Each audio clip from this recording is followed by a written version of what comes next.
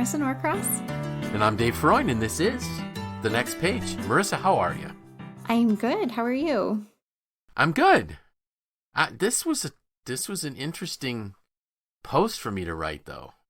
I really, really liked it when you sent it to me. Well, that's good, because and I think this might be a little bit different of a podcast, but anyways, what I wrote about was, what have I learned?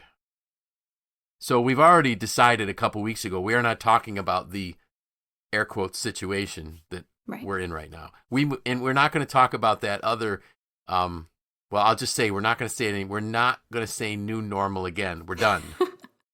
It's old news. Yeah.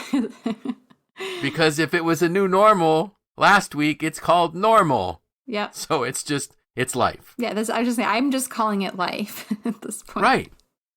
And so what I wrote about this week was, the whole title, you can tell what it is, what have I learned? And and I was able to jump on a teaching call with John Maxwell, and it was just it was great, because it was like you're sitting down with your grandfather, who's going through similar things you are, and he's just giving you wisdom. And he would really hate it if I referred to him as my grandfather, because he's 73 and I'm 58, so he couldn't even be my dad. But anyways, it was just, he had that way about him where he just said, can I just share with you folks what I'm learning? And it impressed me that this guy who's been the expert on so many things for so many years is saying, I got to share with you what I'm learning. Because there's some things, and one of the things that, and I didn't put this in my post at all, but one of the things John shared is, he said, I'm learning that I didn't have enough margin in my life. And I'm like, huh? Well, maybe I did put this in here. I guess I did. Item number 4 is similar to this. But he just said, I live my life on the edge in terms of my calendar. And now I'm realizing that I really need to have more margin. I need to have more time for Margaret. I need to have more time for me. And it was just interesting how he's had this awakening. So that's what he's learned. So to back up a little bit, when we go through any kind of difficulty, we have a choice, and we can either go through it or we can grow through it. And that's really something that we need to think about. Now, not because of the normal that we have now as normal. It's just, we're going to go through difficulties. Maybe we won't go through them collectively as frequently. I sure hope we don't. But all of our lives are filled with difficulties. And whenever we're faced with a difficulty, we have a choice. I can go through it, or I can grow through it. And fortunately for me, and it really had to do with the mentors that I have in my life and the coaches that I have speaking into my life, they kind of kicked me in the butt right at the beginning and said, you're growing through this, you're not going through it. So we're taking you with us. That's really the value of having people around you that speak into your life. So I made the choice early on that I really was going to grow through this. And again, it's not that I'm superhuman in by any way, shape, or form. I just have really good people speaking into my life. So, to give you more time to think about things that you may have learned, I'm going to go through the 3 things I learned and the 4th one that I'm struggling with first. How's that? Sounds good. That sound like a plan? Okay. So the first one is, I really think that I learned a lot about fear in this last challenge that I've gone through, that we've gone through collectively. And I really didn't know how fearful I was, or how fear was affecting me, until early on, when from the first, probably within a week of working from home type of thing, I got on a teaching with my mentor, Christian Simpson, who's my coaching mentor, and Christian's out of the UK, but he was actually doing his teaching from, I think, Costa Rica. So how in the world he found out that he could be quarantined in Costa Rica in a guest house that looked amazing, I have no idea, but he did. But he talked about fear, and he said fear is the result of our thinking. It's really a symptom. And he said if you change your thinking, you change or eliminate your fears. And that was huge. That was like, wow, that's pretty cool. I don't know why I didn't know it, but I didn't. And so then I started thinking a lot about, so how do I do that? How do I change my thinking? And the point is that it's like, if we think about it at night, when you wake up in the middle of the night and you're worrying about something, Marissa, does it seem worse than during the daytime? Always. Right. And we're like, Mm-hmm. why is that? Well, it's because it's dark and we typically don't have anybody to talk to. We're really kind of isolated with our thoughts. Mm-hmm. So if we think about what happens when we have a nightmare, or we think about something we start worrying about at night, so the solution to that is daytime. Daylight, sunlight, talking with people. The same thing happens with our fears. So if we can, our fears thrive in a lack of awareness. So when we can shine the light of truth and reality and bring an awareness to our fears, they're not so bad. Mm-hmm. And so for me, that was a great thing for me to learn. And I started thinking back about, my 58 years of dealing with fear. And there were a lot of times when I allowed myself to worry about things that was just stupid. You can't change it. Yeah. So don't worry. Don't be fearful about something you can't control. Just worry about the things that you can do something about. So it was really, and how bad, and we talked about how bad could this be? Well, not nearly as bad as it seems at 2 a.m. when it's all dark and the wind's blowing, kind of thing. Mm-hmm. So that was the first one for me, was fear. When we can shine the light of truth and awareness on our fears, they're not so scary. And in fact, they can help us move quickly to act. Because the worst thing we can do in a situation is nothing. So figure out what can you do and do it. So the next thing I learned, kind of stepping from that, was whenever we're faced with real uncertainty, well, as human beings, we love to plan. We love to schedule things. I really feel bad for those folks that have scheduled weddings out, well into the future. Because a lot of them aren't happening. Now, I understand that you need to plan a wedding, and, God willing, my son Tim and his fiancée Tiffany are going to get married the last Saturday in August. We're hoping by then we can have at least some type of a gathering. But there's other things that we plan so far out in advance. And the reality is that when times become uncertain, stop worrying about the future. Focus on today. So that was something I learned, was stop focusing too much on the future. So as soon as things become really uncertain, scale back your sphere of vision, or your scope. Start with today. What can I do today? What kind of plan can I implement today? And in really uncertain times, we scale that back to even this morning type of thing. And I, as I was sharing this, I went back to the scenario that happened with my parents, where my parents had to be, and thankfully they had a friend who flew them home from Florida. But then my dad had another bad episode, and I needed to get him to the hospital on Saturday morning, the 28th of, I think that was the Saturday of March. I'm not looking at a calendar. And I had plans for that day. Guess what? No, I didn't. So just think about the duration that you can affect, and really just focus on that, and base your decisions on your values rather than your emotions. That's going to be your biggest guiding principle. Don't look way out there. Scale back your vision, your sight line, if I can call it that, and base your decisions on your values, not your emotion. Because when we react out of emotion, oh my goodness, that's going to be a mess.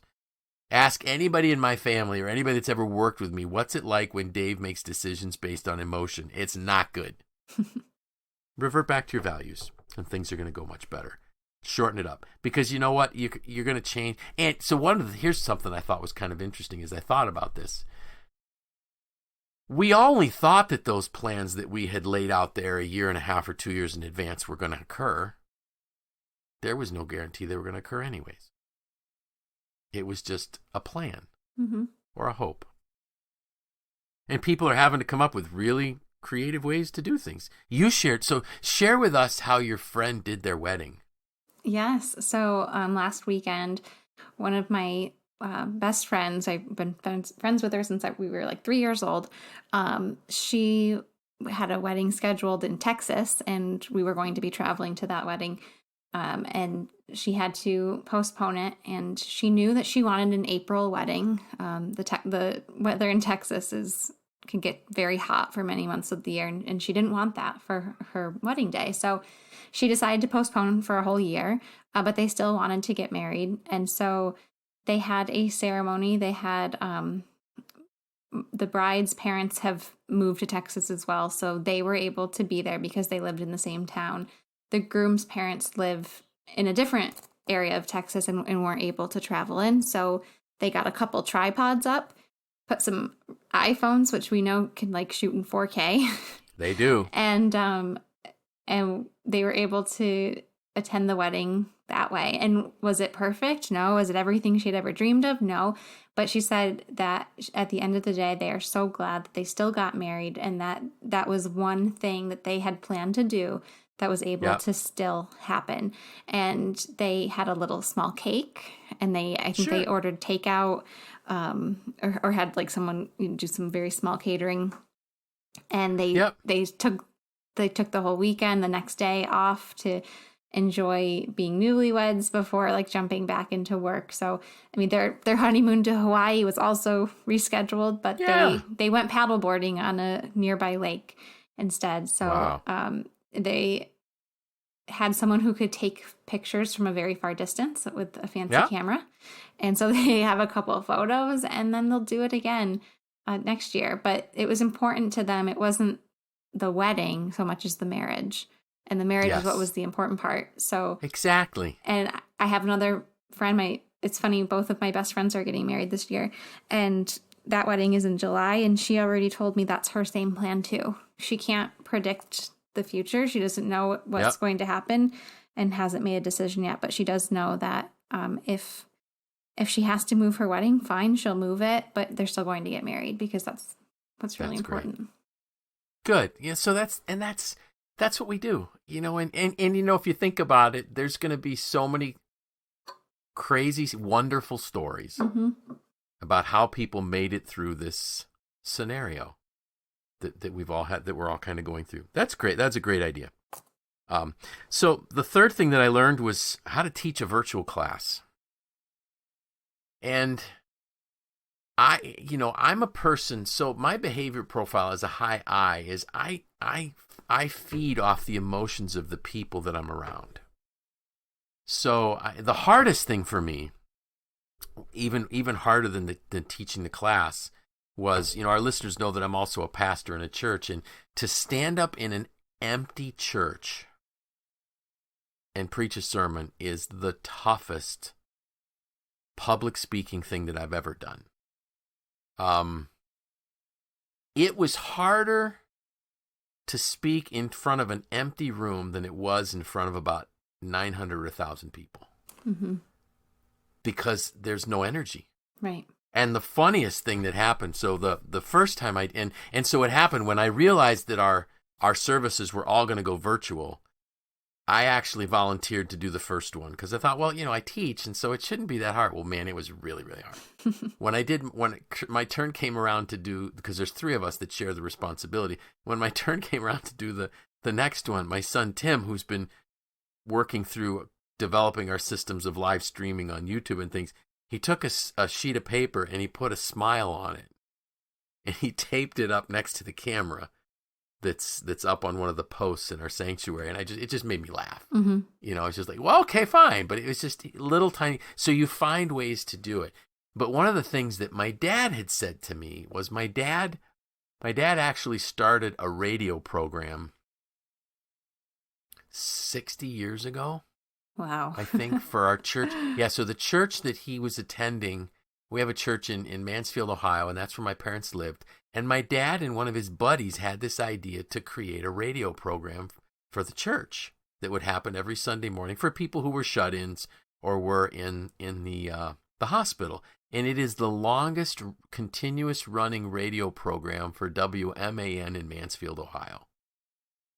And so for me, it was kind of cool. And I remember him saying, when he heard we were going to do this, he goes, well, it's kind of like when we started the radio program. You just have to look at the microphone and imagine the people that are listening. Mm-hmm. Now, that radio program is just a very small amount of narration and scripture reading and a bunch of songs. So I just said, okay, yeah, just look at the camera and think of the people. So that was my first challenge. And I guess it went okay. The class, I ask a lot of questions when I teach.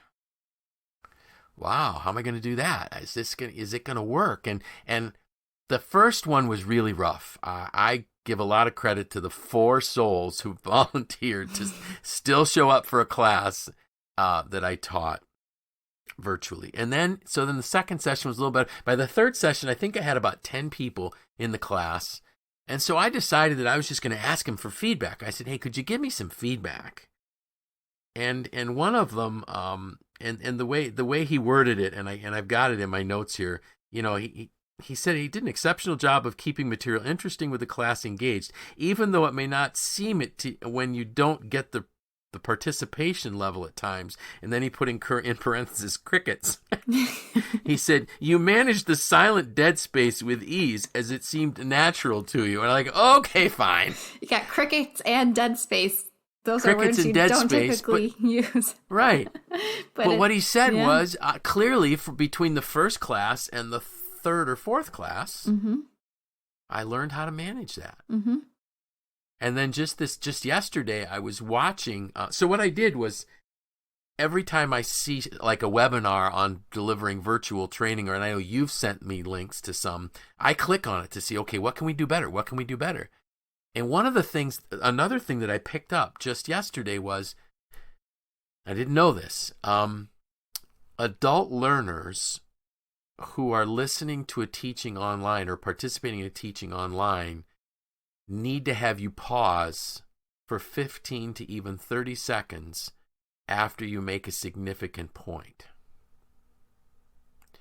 because they need to process what you said. Like, wow, so I made that note. So the next class that I offer, I'm going to make sure that when I make a point, so it could be, and that could be why the dead space isn't such a problem, because the adult learners are processing what I said. So, wow. And then the other thing that I learned was, I started watching how you're supposed to do a webinar. And you know what, Marissa? Our webinars are a lot better than we think they are. Because this guy, this is all he does, and he was talking about the importance of lighting and this and that. And I'm thinking, your lights are reflecting in your glasses. That's distracting to me. So maybe he's open for some learnings. I don't know. But he didn't ask, so I didn't share. But then the fourth thing for me, this is what I'm struggling with. So one of my mentors, and it was John Maxwell, said, take care of yourself. Mm-hmm. And John is walking 4 to 5 miles a day. And the post that went out this morning is not the first one I wrote. The first one I wrote had a bunch of snarky comments in it about people that brag about being able to take it. So I deleted that out. But I'm really struggling. So and this is exactly what I wrote. I need to be honest here and say that I am struggling with my work-life balance. Since starting from working from home, the lines between work and home have been blurred. What I didn't put into the post was that, as I'm ending this week, you and I are actually recording on a Friday afternoon today. I've had 2 migraines this week. And my son said to me, well, I can tell you why you're having a migraine. It's how many hours a day are you staring at 2 computer screens? So I guess we had to be brutally honest with our listeners and say, so there's 3 things that I think I've really learned, and there's one that I am really struggling with right now, and it's how do I take back part of my life that's been absorbed by what I think is a meaningful task. Mm-hmm. So what kind of help can you give me? Well, it's like I'm struggling right along with you on this one. At first it felt like, it's just, just a couple of weeks and then things will go back to the way they were, right? And And now we're learning, like, okay, I don't even know. Is this week 7, week 8? I have no idea. I don't know. It depends on when and where you started counting. But all I can say is that it's May. So, like, this all started sometime in March. I remember it was March 12th. My husband came home from being out of town for work. And that's when we were like, okay, this is it. Like, we need to lock it down. And that was, I think, even before the governor instructed us to do so. Right. But anyways, that was, early March. So it's May now. But it's so hard to find. And I know you use the words work-life balance. It's about like those boundaries. And I used to be someone who was really good at that. And we would talk about that on the podcast, right? Like, oh, Marissa, you work from home. Like, you can do it. And I'm like, yeah, I got it all figured out. This is how I do it. Well, I don't have it figured out anymore because it's all been turned upside down. But I think, like, I had kind of an aha moment. And I don't really know, like, what the exact epiphany point was. But last weekend, I think I was just, like, feeling so awful. And it wasn't a specific thing like a migraine. It was just, like, a general sense of like blah. And I told Derek, I'm like, I got to figure this out because we're in this for the long haul now. And I got to figure it out. So I decided I was going to start a list, and it was just on a simple sheet of paper. And it was just like things that make me feel at my best. And I started writing down some of those things. And even like really, I shared with you like a really silly one is to have an entire like pint glass full of water before I drink my coffee. Yeah. Because coffee is dehydrating, and science keeps telling me how important water is. So I got to make sure I'm drinking all the water. And I realized that I had been waking up, like starting to work the moment my eyes opened. And sitting at my desk drinking, well, I drink espresso usually. So like 6 shots of espresso a day. I'm like, that is not healthy. And that's not contributing to the way I want to feel. And so I was trying to kind of define like, okay, what do I want?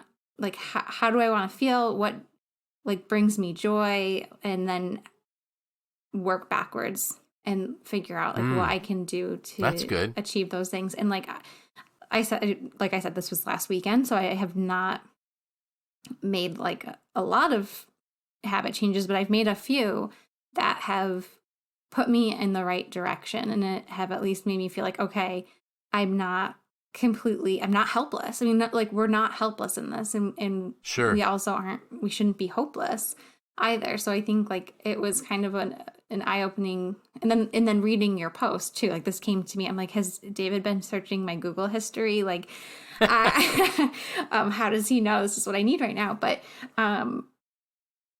it's the long game that we're all playing, and figuring out what, like I wouldn't say I'm quite growing through this, and I will admit that I think I'm going through it, but I'm on the path, I think, to growing through it, because I've realized like this isn't how I want things to be. Right. And we can't control what's going on in the world right now. And but we can control what we're doing and where we're spending our time, and when it comes to work and life, and setting those boundaries. I started reading, I think it's Cal Newport, was it digital,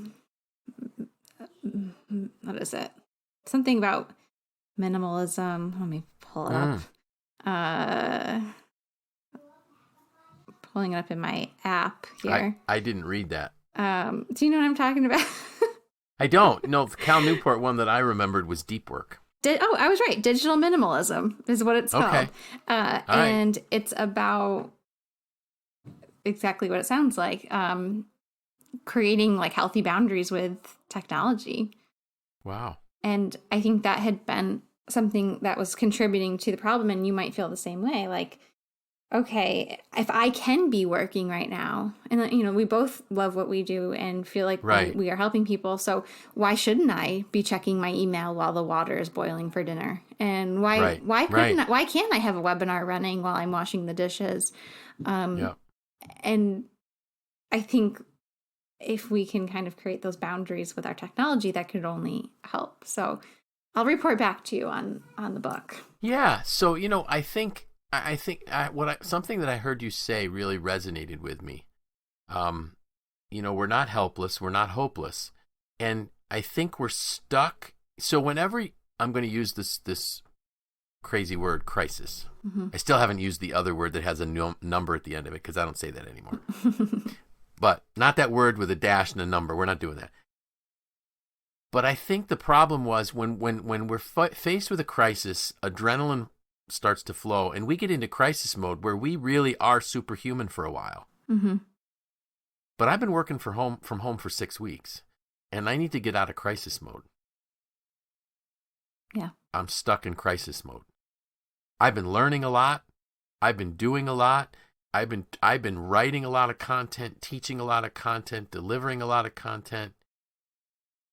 But you can't do that as many hours a day as we've been doing it. And I know what your calendar's looking like, and I know and you're not supposed to be a full-time employee, but you've been doing full-time plus. Mm-hmm. And so like we've talked about, that can't continue. And so for health reasons, none of us can continue. So maybe this is what I'm going to have to write about and we can share about next week is, so what did we do about it? Right. How's that? That's what we'll talk about next week. And we'll hold each other accountable and our listeners can hold us accountable. Mm-hmm. But I think it was really important for us to help people realize that, you know what? We're not perfect. And we don't always have it together. And that's okay. Because we're going to learn from each other. Mm-hmm. How's that? That's really good. I'm excited to kind of we've sort of turned this into a series now, which we like to do. We do. Yeah. But I think it's also important, David, that I hope you recognize the things that you've shared and the things that you've learned in these 6 weeks that you've been working from home, because those should be celebrated. So yeah, exactly. I think that's like a really important aspect of this. Like, I hope that you didn't just write this for us, because I hope that for you, this was an opportunity for you to say, like, yeah, like, look what I did. Yeah, it was. And, I know when I wrote it to you and I even sent in my email, I said, I don't want any of this to sound like it's bragging, because it really is not. It's a journey we're on, and you said, no, go ahead. You can write it. So I did. But, it's been, it has been good, and it's been a great experience. And now my normal now is, notice how I said that? My normal now is going to be different going forward. And I'm going to be working more from home. And so now I have to figure out, what are the disciplines? It was easy to be super disciplined when I left to go do something. But like Tim said, Dad, you're in your office at 6:30 in the morning. He knows that because he works long shifts, and his bedroom is next to my office. So he knows when I show up at 6:30 in the morning, and he says, and you're still there sometimes at 8 or later. You can't do that. And he's right. Mm-hmm. So we're going to talk about how we're doing things differently next week. So I won't ask you if you're doing anything super exciting for the weekend. We can just talk about it next week. Well, but I am. I'm opening my pool. That's right, you are. Yeah, I've been so holding exciting. On to that. Wow, opening the pool. And you know what I need to do? I need to go fishing somewhere. Yeah. Other than my aquarium, because that would really not be nice to my fish. No. So next week, tell us what that was like. I will. All right? Mm-hmm. So with that, I'm Dave Freund. I'm Marisa Norcross. And this was The Next Page.